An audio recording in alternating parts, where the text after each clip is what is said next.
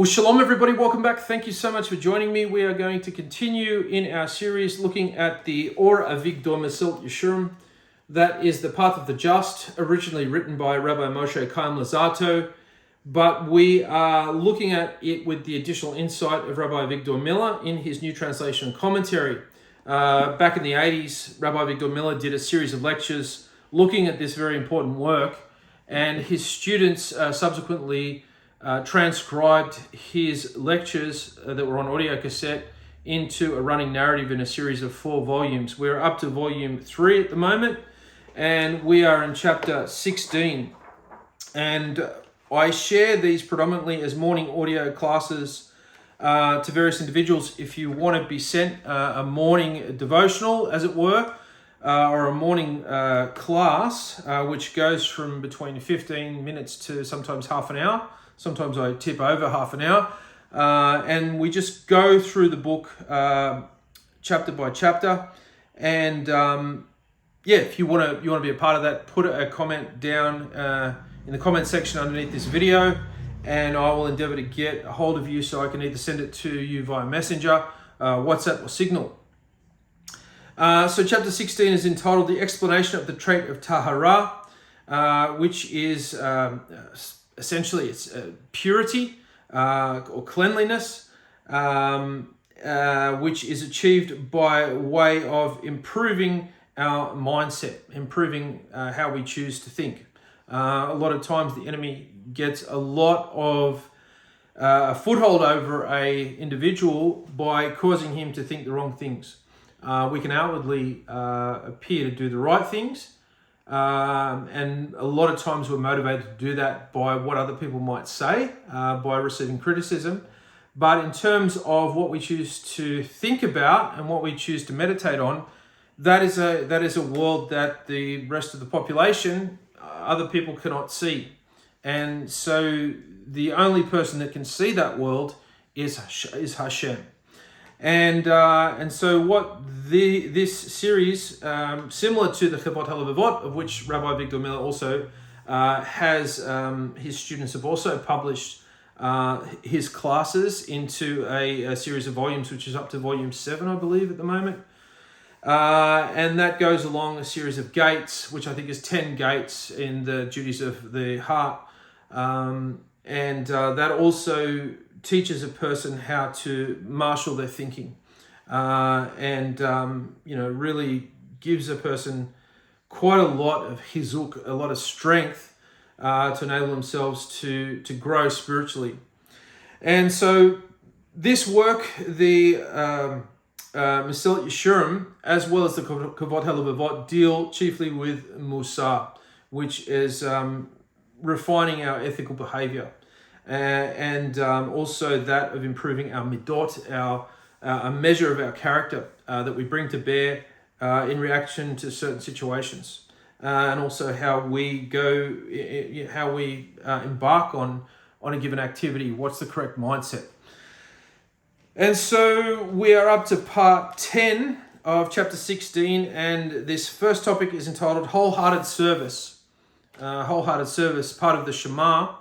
That the declaration of faith that is said on a daily basis contains you shall serve Hashem your Elohim with all your heart and with all your soul and with all your might.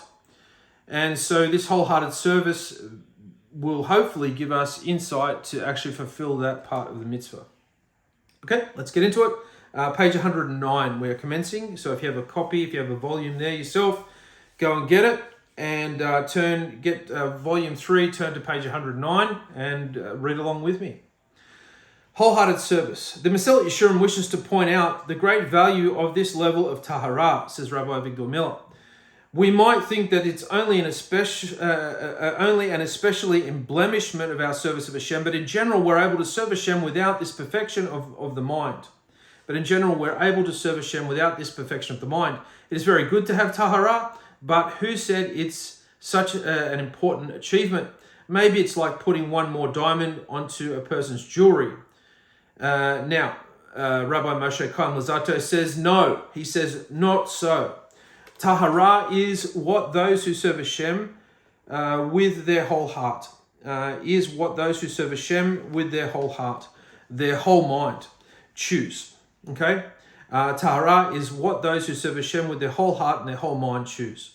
Because someone who does not connect to Hashem with a true love to purify his service in this manner will be a bother and a heavy burden. Such a person will say, who is able to tolerate such a burden? We are just material people, born of a woman, not born of angels. We cannot arrive at such a refinement and purification. And this is what happens with many people. They just throw their arms up in the air and they say, well, this is too much. I can't do it.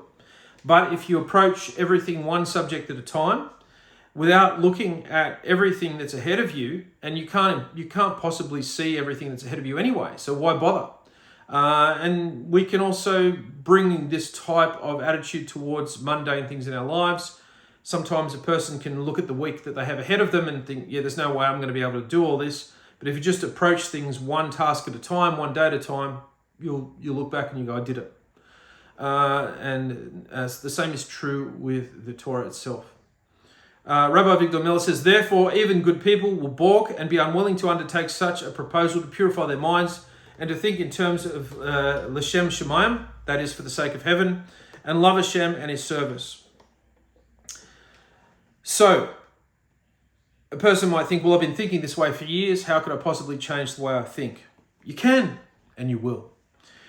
The Messillat Yesharim goes on to say, those who love Hashem and who desire his service, their hearts rejoice at the opportunity to demonstrate the truthfulness of their love of Hashem and to exert themselves more in their refinement and purity.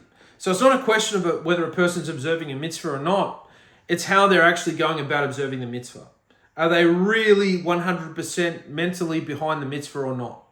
And if they're not, what can they do to unfetter themselves and unshackle themselves from all the garbage that buffets them? How can they possibly focus for such a long period of time, or even focus from minute to minute? Those of you that have ever sat down and tried to read a book, and you read a paragraph and you stop and you go, I don't remember anything I just read. If that occurs, then go back and read the paragraph again. Some people may wrestle with the Tahara and say, well, I want to be able to just say that I've read it, and I can, so I'll just keep reading even though I didn't really understand what I just read. So you'll do all sorts of mental gymnastics to deny yourself the treasures, even though you've actually managed to get into that treasure chamber. Getting to the treasure chamber is half the battle. It's loading that treasure into your sack and leaving with it, which is the other half of the battle. Tahara is the chance for a person to really love Hashem, to demonstrate to himself and to Hashem that he is the one who is exceptional. The Messillat Yesharim says, this is what David himself concluded, according to Tehillim 119, 140, verse 140. This is what David himself concluded, and your servant loves that. At the beginning of the verse, he said, your word must be very much refined, but then he adds, and your servant loves that. So your servant loves the refinement of your word. The more difficult it is, the more I prefer to engage in it in order to gain more favor in your eyes. So if something comes easily, there's generally a sense of having less reward. Whereas if something comes by way of great toil, it has a greater reward. So rather than being perturbed by something that seems hard, you might be looking at a given subject that you're really struggling with. Don't be discouraged by that. Instead, be encouraged that by way of you really putting as much effort as you can into trying to absorb that particular teaching, you will receive a greater reward. And if you aren't successful, but nonetheless, you actually bring to bear all the strength that you can muster, and you still don't get that, you still don't understand the length and breadth of the thing that you've just learned, but you've pushed yourself to the limit, you will get the full merit, regardless of whether you have completely understood the topic or not, if you have done everything that you can to understand it. And this also means engaging with a mentor and asking him to help you. Okay, so part 11, the true test of greatness. Part 11 of chapter 16, the true test of greatness. The following paragraph in the Messillat Yesharim is exceptional. It's worth noting, this by itself, the author is going to tell us that the truly great people are not those who do exceptional things. It's interesting, isn't it? Truly great people aren't people who do exceptional things. You can have somebody in the sporting arena that just naturally has an ability to play well in basketball. And you can have somebody that doesn't have that natural ability and works very hard to achieve half the level of execution on the basketball field than this natural person does. But this person that is half as good as this person that has a natural ability is far more beneficial to have on a team because of their work ethic. A lot of times you'll have people who are very good at a particular thing and they get a lot of fame out of it. Yet you hear stories of how, they're very hard to get along with. They don't turn up to training and they kind of see themselves as sort of prima donnas, like they're sort of something special and they should be treated in a way that's almost like royalty. This is not the way. Truly great people look like anyone else, and most of their forms of service, their prayers, their mitzvot, look like those of most from Jews. Then what is the criterion for greatness? The criterion for greatness is how much heart is devoted to Hashem. So how much of your heart is in the thing that you're engaged in? Are you doing it because it's the right thing to do? Or are you doing it because you really want to do it and you actually enjoy it? You actually like it? You love the subject and you want to understand and you want to find out what it is that is the secret of whatever it is you're doing. You're not just going through the motions to please a parent or please a boss. This is something that you want to become a master of. I'll give an example. When the time comes to give charity, each person passes by and drops $1 into the tzedakah box. One man also drops in $1. He doesn't drop in $100, but that dollar is accompanied with a thought. I'm doing this to serve Hashem. That thought alone makes him a head taller than everyone else. So whenever you do a mitzvah, even the giving of charity, if you give some money to a homeless person in the street, you are not giving them the money because it eases your conscience. You are not giving them the money because you feel sorry for them. You are giving them the money because Hashem said for you to do it. You are giving the money to them because Hashem said, help the poor, help the needy. A lot of people will give because they can't stand the sight of seeing somebody that is in such a place in life. It upsets them, it rattles them. And that's not bad, if somebody doesn't feel that they're rattled by seeing a homeless person, then there's something wrong with that person. But this is not the reason why you're actually helping them. Okay, yeah, you feel bad. But I'm not giving you this because I feel bad. I'm giving it to you because Hashem told me to. And if that person were to know that, that would have an extreme impact on them.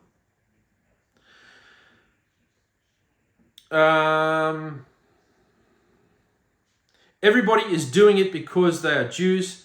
They have a conscience and many feel obligated to give tzedakah. So the Jewish world were often accused by the nations of making them feel guilty. Greek philosophy was the concept of the first cause, meaning that there was a first cause to the creation of all the false Elohim of that culture, and he created everything and then he walked away. And so anything that a man does, according to Greek thought, he won't be judged for, and he has no repercussions for him because the God that set all the other gods and reality originally into motion moved on and has gone off to do other lofty activities. And so it unburdens the whole concept of guilt. And so the Greek world, the Hellenist world, that's why it tends to always descend into debauchery. I'm doing this, Hashem, because I love you. You've done so much for me that I really should give away everything for you. And this dollar is just a little token of my great devotion to find favor in your eyes. So we can't ever fully repay Hashem for all the wonderful things he's done for us, giving us breath from moment to moment, giving us the ability to speak and articulate, giving us the ability to see, giving us the ability to stand upright and walk and to run even, and to hear and to smell, and to be able to be a father, be a mother, be a member of the workforce, be eligible to, be able to legally drive a car. There's a myriad of things, and for all these things, we can't possibly pay him back for all of them at all, even come anywhere near it. But still, we should always try. We should always try and aim to be grateful and show that gratefulness in having a giving attitude and a merciful attitude. In the following words, the Messillat Yesharim, I just want to check if I didn't miss a sentence. Sometimes I get a feeling I've stopped, I've talked and I've missed a sentence. Just let me go back, bear with me. Okay, I just want to go back. That thought alone makes him taller than everybody else. We read that. Everybody's doing it because they are Jews. They have a conscience, and many feel obligated to give Tzedakah. But the man who is aware why he's doing it at the time of doing it thinks, I'm doing this, Hashem, because I love you. You've done so much for me that I really should give away everything for you. And this dollar is just a little token of my devotion to find favor in your eyes, to find favor in Hashem's eyes by thinking about him in the criterion of greatness. I don't think we missed a bit, but it's always good to go back and read and reread sections. In the following words, the Messillat Yesharim will tell us that Abraham became great not because he was willing to sacrifice his son Yitzhak. David HaMelech became great not because he conquered Jerusalem and built up the Jewish nation. The greatness of the great men is something that cannot be seen. It's inside their minds. The greatness of great men is not something that can be seen. It's inside their minds. And we call that the silent service. This is the most crucial service, avodat, we have for Hashem. And it's a service that nobody else sees. Just you and Hashem. The Messillat Yesharim goes on to say, in truth, this is the test, the criterion, that those who are servants of Hashem are separated out and classified according to their degrees. What's the test? The test is not in the kinds of things that they do, but in the thoughts that they have when they are doing them. So the test is not the kinds of things that you do, but what is going on in your mind when you're actually doing them.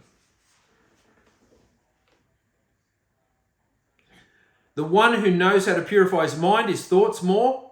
The one who knows how to purify his mind, his thoughts more. He is the one who comes closer to Hashem. And he is the one who is more beloved of Hashem.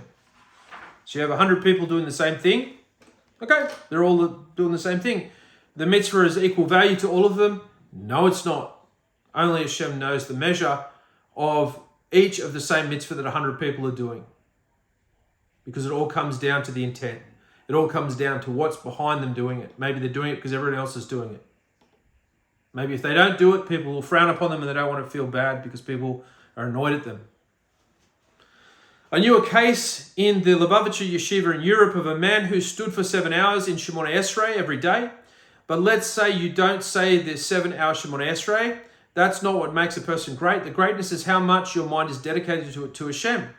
So somebody could easily decide to do the standing Amidah, the Shemona Esrei, and spend 7 hours doing that prayer, which normally would only take half an hour, but they'll choose to take 7 hours and meditate very long and hard on every word.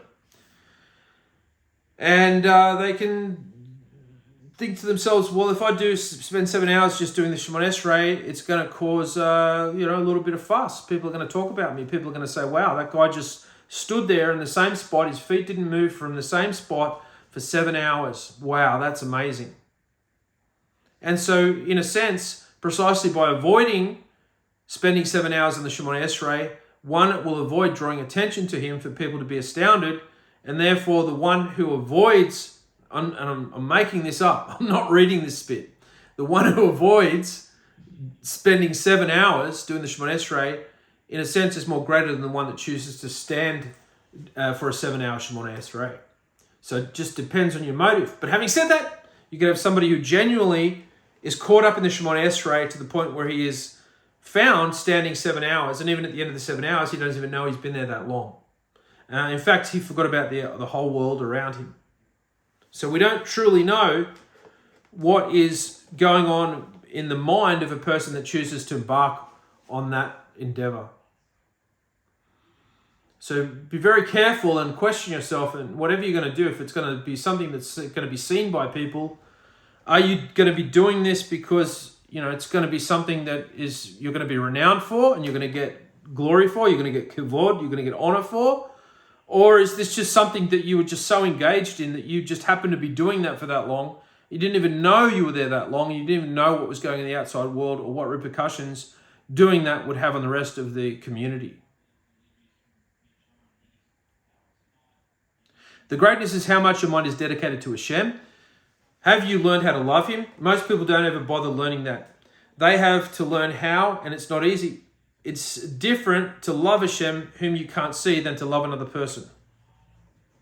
It's different to love Hashem who you can't see than to love another physical, breathing human being. And a person who and people who learn to have a certain feeling of affection for Hashem, not like the feeling they have for an uncle in the Bronx, but a love for Hashem like they're standing before their Father the King, are the ones who have become truly great in the eyes of Hashem. Part 12, purifying the heart. The Messillat Yesharim says, these are the great men of old, who now are buried, who are the great men of the ancient days of the world, those that became great and were victorious in this matter. How? By purifying their hearts to Hashem. Abraham, Yitzhak, and Yaakov, and the other leaders like Moshe Rabbeinu and others who purified their hearts before Him. Rabbi Avigdor Miller says, purifying the heart is an easy phrase to say, but it's not easy to explain. And it's more difficult to acquire. Purifying your heart means that your mind is concentrating on Hashem. You're aware of Him, and you know that He is looking at you. You know that He loves you, and you know that He has done so much for you. He created you. He has kept you healthy. He has supplied you with necessities, and you are the same. And you are so much in love with Him for all of the things that He has done for you. And as life goes on, Hashem does more and more. So every day is an additional happiness for you. So your joy and your gratitude and your happiness for Hashem is accumulative. Particularly when you get older. When you get older, you become more susceptible to illness and injury. And so your attitude that you have to Hashem increases exponentially. When you're young and youthful, you think you're going to live forever. But as you get a bit older, you start to sort of feel your mortality. So that's why it's a blessing to get old, because through becoming old, you become frail, and then you become more dependent on Hashem. Genuinely. You're less full of yourself. You're less likely to have pride or ego, because you need somebody to help you get up or sit down. You are so full of love. You sing to Him all day. When you walk in the street, you sing to Him. Nobody hears you, but your heart is singing all the time in gratitude and love for Hashem. You become intoxicated with love for Him. This is why a lot of Orthodox Jews don't have to battle anything like depression. You'll see in the From Jewish world, there is definitely a lacking in that world of people who are suffering from depression and thoughts of suicide. It does happen, but it's very rare. This unseen, invisible greatness is what made Abraham great. You might ask, what about Abraham's heroic deeds? There is no question he did heroic and exceptional deeds. But the kiddush of the Messillat Yesharim is that it wasn't Abraham's running out in the hot sun and prostrating himself on the ground to welcome wayfarers and beg them to partake in his hospitality that made him great. It wasn't Abraham speaking to thousands of people about Hashem and spreading the knowledge of the Creator everywhere. Abraham did many great deeds, but his greatness was invisible. It was in his mind. Abraham's true greatness wasn't all the things that he did and what he achieved. His true greatness was his mind, was what was in his mind and how he chose to have his mind function. That, says the Messillat Yesharim, is the criterion of greatness. This is not a simple subject. Because, for example, when a man loves Hashem, he also loves Hashem's people, because Hashem loves His people more than anything else in the whole world, in the whole universe.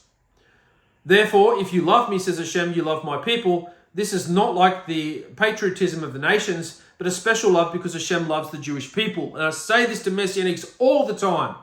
If your love of Messiah isn't the same as your love for the nation of Israel, then you don't have true love of Messiah. Your love and devotion to Messiah is askew, is awry. And it needs to be refined. It needs to be perfected. You have your love for your fellow Jew, your fellow, or the nation of Israel, if you're not Jewish, has to be on par with your love of Mashiach. No greater or no lesser. Everything is echad. Everything is one.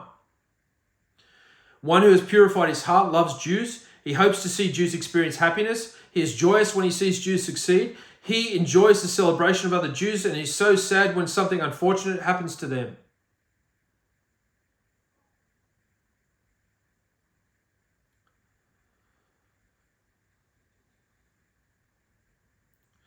This man is living with the thoughts of Hashem. Hang on, I think I missed a bit. One who's purified his heart loves Jews. He hopes to see Jews experience happiness. He is joyous when he sees Jews succeed. He enjoys the celebration of other Jews.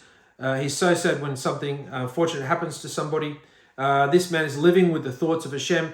Included in this is what he thinks about our great past, which testifies to what Hashem has done in history. He remembers the great men, the Tzaddikim, the heroes of our nation. He remembers the miracles that Hashem did. He looks for Hashem.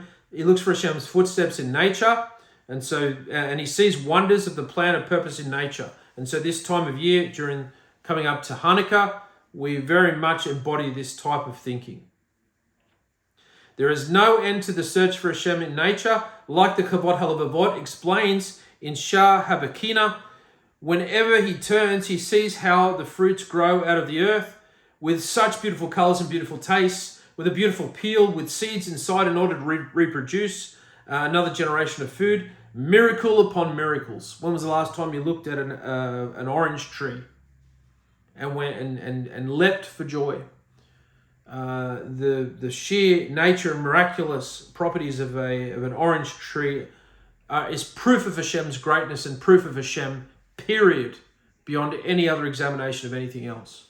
So just by merely looking at an orange tree and how it's constructed and how it grows and how it reproduces is enough to prove not only the existence of Hashem, but His greatness and His love for the world. When a man learns to think the thoughts that Hashem wants him to think, he is a man who is truly great. And I think we'll leave it there. That takes us to page 114. And the next subject is Hashem wants the mind. Hashem wants the mind, part 13 of chapter 16. Thank you so much for joining me on this video. I hope you enjoyed it, and I hope you join me again as we continue to look into this amazing series of the Messillat Yesharim through the eyes of Rabbi Avigdor Miller. Until next time, bye for now.